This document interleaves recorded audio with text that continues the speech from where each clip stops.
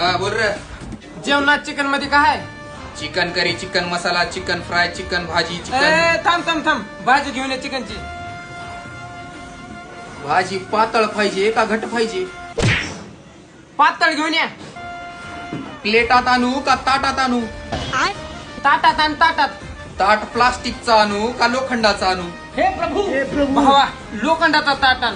ताटात फक्त भाजीच आणू का चपाती बी आणू? तंदूर आण तंदूर. तंदूर गरम आणू का थंड आणू? भावा गरम आण रे, भूक लय लागली आहे.